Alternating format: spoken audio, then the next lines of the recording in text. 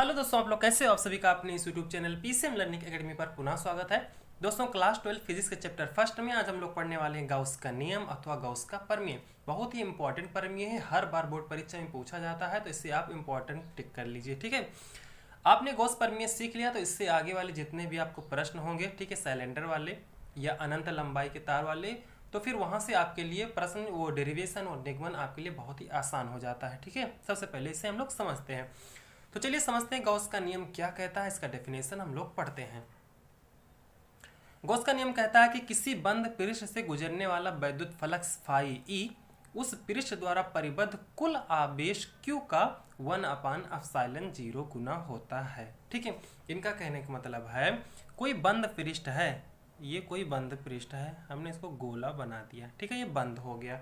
ठीक है, इसमें कोई चार्ज रखा हुआ है, ये +Q चार्ज है। ठीक है, ये इसका सेंटर मान सकते हो या O पे मान सकते हो, ये रखा हुआ चार्ज। ठीक है, कह रहे हैं कि किसी बंद पृष्ठ से गुजरने वाला वैद्युत फ्लक्स, यहां से देखो इस +Q चार्ज से वैद्युत बल रेखाएं चारों तरफ निकलेंगे। ठीक है, वैद्युत बल रेखाएं निकलती हैं, हमने बताया है शुरुआत में ही कि कोई प्लस चार्ज होता है तो उससे वैद्युत बल रेखाएं बाहर की ओर ऐसे ऐसे निकलती हैं। ठीक है, जब ये निकलेंगी तो इसके पृष्ठ से टकराएंगे और जब जितनी लाइन टकराती हैं वो क्या होता है, वो वैद्युत फ्लक्स होता है। ठीक, कह रहे गुजरने वाला वैद्युत फ्लक्स भाई उस पृष्ठ द्वारा परिबद्ध कुल आवेश, यानी जो ये आवेश है इसका 1/ε0 गुना होता है। यानी जो ये फाई ई है, फाई ई को हम लोग कहते हैं क्या, वैद्युत फ्लक्स। ठीक है, फाई ई जो होगा वो Q का, यानी आवेश Q का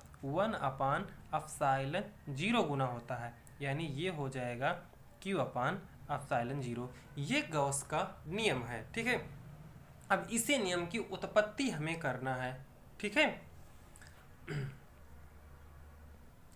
ये जो बंद पृष्ठ है आप इसका एरिया S मान सकते हो या आप A मान सकते हो, कोई दिक्कत नहीं है। ठीक है, इसका एरिया आप A मान लेना और परिबद्ध आवेश Q है तो इससे निर्गत कुल फ्लक्स, जो इससे निर्गत फ्लक्स होगा फाई ई Q/ε0 होगा। परंतु बंद पृष्ठ के लिए, ये बंद पृष्ठ के लिए एक निशान लगाते हैं हम लोग, ध्यान रखना, बंद पृष्ठ के लिए, ठीक है, वैद्युत फ्लक्स जो होगा या बंद पृष्ठ से बद्ध वैद्युत फ्लक्स फाई ई, ठीक है, फाई ई जो होगा वो होगा ऐसे, आप इंटीग्रेशन का निशान लगाना।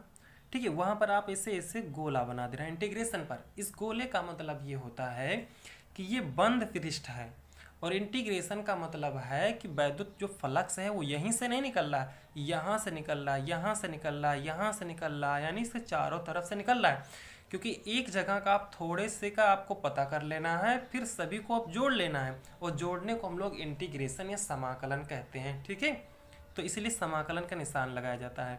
ठीक है, और ये बराबर हो जाता है vector E dot delta S के। ठीक है, क्योंकि डेल्टा S का मतलब होता है कि आप छोटे से किसी पार्ट को आप कट कर दीजिए। ठीक है, यहाँ से आप कोई छोटा सा एक पार्ट ले लीजिए। ठीक है, हम सभी जगह से नहीं, छोटे से पार्ट को आप कट करिए, फिर देखिए यहाँ से कितना वैद्युत फ्लक्स निकल रहा है, तो फिर उसी हिसाब से आप छोटे छोटे इस पार्ट को आप जोड़ते जाएंगे। इसका मतलब ये हुआ कि आप इंटीग्रेशन कर लें, और इंटीग्रेशन हमें कहता है कि इन सभी का सम हो गया वो, ठीक, E.ds के बराबर होता है। और इसी को आप E.ds लिख सकते हो, चाहे phi E it is equal to आप लिख सकते हो E.ds। ds या डेल्टा S एक ही है। ठीक है, और ये एरिया जो है वेक्टर फॉर्म में है, E.ds। ds या डेल्टा S का मतलब होता है बहुत छोटा सा एरिया हमने कट किया है। ठीक है, तो और ये बराबर हो जाएगा Q/ε0 के। ठीक है, ये यहाँ तक का पूरा ये फार्मूला है। ठीक, और इसी को अब हमें डिराइव करना है। ठीक है, ये हमारा मेन फार्मूला है। ठीक है, तो चलते हैं हम। सबसे पहले हम कोई गॉसियन पृष्ठ ले लेंगे, यही हमारा गॉसियन पृष्ठ है और ये चार्ज है। ठीक है, और यहाँ से r दूरी पर हमने एक, ठीक है, r दूरी पर, ये समझ लो इसका क्या है, बाउंड्री है। r दूरी पर हम गए ठीक है, एक बिंदु P है, ये बिंदु P ले लीजिए और यहाँ पर हमें वैद्युत फ्लक्स को ज्ञात करना है कि यहाँ से कितना वैद्युत फ्लक्स निकल रहा है। ठीक है, और देखो चार्ज, ये चार्ज है, तो यहाँ से जो होगा वैद्युत क्षेत्र जो होगा इसके राइट डायरेक्शन में, यानी इधर की ओर वैद्युत क्षेत्र होगा। ठीक है, और इस छोटे से, इस पूरे का जो एरिया है ऐसा है, लेकिन इस छोटे से भाग का एरिया जो होगा वो डेल्टा एस या डी एस होगा, आप कुछ भी मान सकते हैं। ठीक है, और जो ये जो क्षेत्रफल है ये डेल्टा एस, ठीक है, इसका भी जो मतलब इसका जो दिशा है वो भी जिधर मतलब वैद्युत क्षेत्र है उधर ही की ओर इसकी जो दिशा है वो इधर ही की ओर है, ये भी वेक्टर फॉर्म में है। ठीक है, और एक नॉर्मल वेक्टर आप ले सकते हैं, नॉर्मल वेक्टर आप n, यानी ये यूनिट वेक्टर है, एकांक सदिश है, ये दिशा बताता है कि किधर ये इसका एरिया का वेक्टर और वैद्युत क्षेत्र का वेक्टर किधर की ओर है, ये बता रहा है। ठीक है, दोनों एक ही सीध में है, ऐसा हमने माना है कि वैद्युत क्षेत्र और डेल्टा एस दोनों एक ही सीध में है। ठीक, अब आपको पता है किसी भी निगमन के लिए हमें कुछ लिखना पड़ता है, तो हम लिखेंगे, हमें कुछ याद नहीं करना पड़ता, हमें यहीं से लिखना पड़ता, सब कुछ यहीं से मिल जाता है। माना एक बिंदु आवेश प्लस क्यू, ठीक है, यहाँ प्लस क्यू है तो प्लस क्यू लिखेंगे हम। माना एक बिंदु आवेश प्लस क्यू, एक बंद पृष्ठ, एक बंद पृष्ठ, ये पूरा बंद पृष्ठ जो है वो S है, ध्यान रखना, बंद पृष्ठ S से क्या है भाई, घिरा है, यानी उसके अंदर है, से घिरा है। ठीक है, जो जो चीज़ ज्ञात करना है आपको बस वही आपको लिखना, घिरा है। फिर एक बिंदु P है जहां से आपको निर्गत फ्लक्स ज्ञात करना है। ठीक है, माना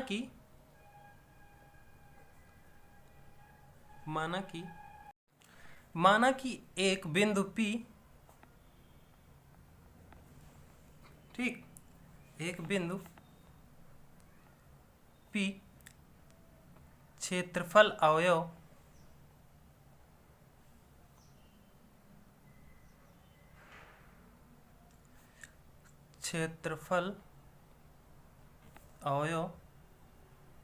ds से घिरा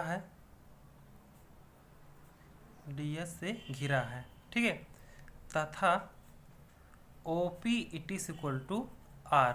ठीक है, OP क्या है, यहाँ से P की दूरी, ठीक है, ये समझ लो R है। और लिखेंगे बिंदु P पर वैद्युत क्षेत्र E OP के अनुदिश है, OP के अनुदिश है। ठीक है, OP के अनुदिश मतलब O से लेके P की तरफ वैद्युत क्षेत्र E है यहाँ पर। ठीक है, तब क्षेत्रफल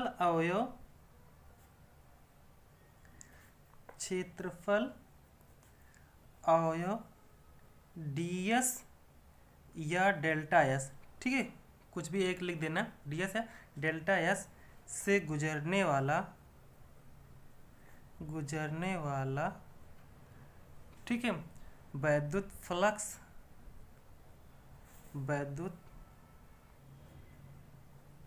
फ्लक्स जो होगा वो होगा d फाई, क्योंकि बहुत छोटे से एरिया से बहुत छोटा सा फ्लक्स हमको मिलेगा, वो होगा d फाई। ठीक है, d फाई मतलब बहुत छोटा सा फ्लक्स, ये होगा वेक्टर E डॉट ds या डेल्टा S, हमने कहा कुछ भी एक लिख देना, इट इज इक्वल टू ये हो जाएगा E ds cos थीटा। ठीक है, अगर कोई डेल्टा S लिखेगा तो वो लिख देगा E delta S cos theta, बात एक ही है। ठीक, चलो हम डेल्टा S लेकर ही चलते हैं क्योंकि हमारे बुक में डेल्टा S ही लिखा है। ठीक, जहाँ थीटा जो है, जहाँ थीटा डेल्टा S तथा वैद्युत क्षेत्र E के बीच का कोण है, के बीच का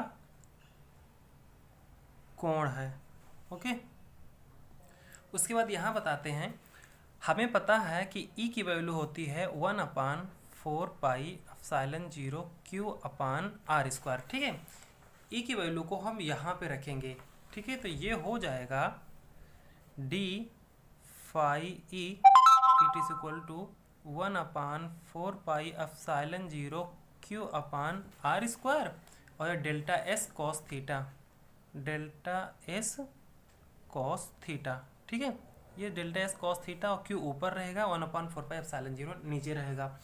और हमको पता है कि ये जो हमने चित्र बनाया है, यहाँ पर एक घन कोण आंतरित होगा, ये अंदर की ओर ये घन कोण।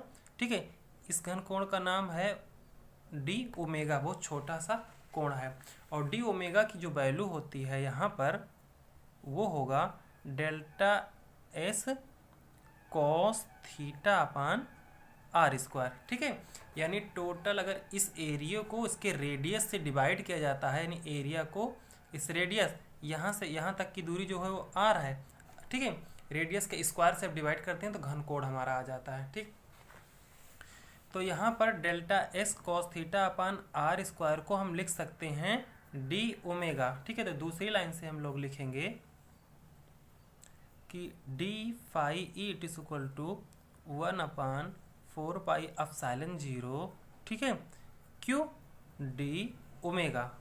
ठीक, अच्छा, ये जो वैल्यू है वो बहुत छोटे से एरिया के लिए है, यानी डेल्टा एस के लिए है। अगर हम संपूर्ण पूरे गोले के लिए अगर निकालना चाहें, ये जो संपूर्ण गोला है पूरे गोले के लिए निकालना चाहें, तो उसके लिए हमें इंटीग्रेशन करना होता है। ठीक है, तो संपूर्ण पृष्ठ के लिए, संपूर्ण पृष्ठ एस के लिए, संपूर्ण पृष्ठ एस के लिए हम लोग लिखेंगे, इंटीग्रेशन लगाएंगे, दोनों तरफ इंटीग्रेशन कर देंगे। ये हो जाएगा डी फाई ई, और इधर इंटीग्रेशन लगाएंगे तो 1/4πε0 क्यू डी ओमेगा। इसका इंटीग्रेशन तो फाई हो जाएगा। ठीक है, अच्छा, जब संपूर्ण की बात आएगा तो आपको ध्यान रखना, क्योंकि ये तो पहली बात तो बंद फ्लक्स, बंद परिबद्ध क्षेत्रफल है, यानी पूरा बंद है, तो इसके लिए यहाँ पर हम गोला लगा देते हैं। ठीक है, 1/4πε0 क्यू, ये जो है कांस्टेंट है, अचर राशि है, तो ये बाहर आ जाएगा। ठीक, अंदर में क्या बचेगा, सिर्फ डी ओमेगा बचेगा। ठीक है, डी ओमेगा जो है ये छोटे से, इस छोटे से एरिया का ओमेगा है। ठीक है, यहाँ इतने को डी ओमेगा। लेकिन अगर बात करते हैं हमने कि पूरे, हम इस पूरे पृष्ठ का हमें निकालना है फ्लक्स। ठीक है, तो हम पूरा एंगल लेंगे यहाँ से यहाँ तक का, और डी ओमेगा सिर्फ यहाँ का है। जब पूरे का आप लोगे तो ये पूरा है ओमेगा। ठीक है, छोटे से पार्ट को डी ओमेगा और पूरा जो है वो ओमेगा है। ठीक है, तो पूरा ओमेगा कहाँ तक है, आप कहोगे पूरा ओमेगा जो ये है 4 पाई, एक गोले का जो पृष्ठ होता है वो 4 पाई। ये गोला कैसा है, ये गोला ये बॉल की तरीके का है। ठीक है, तो गोले का पूरा जो पृष्ठ क्षेत्रफल होता है वो 4πr² होता है, ये ध्यान रखना।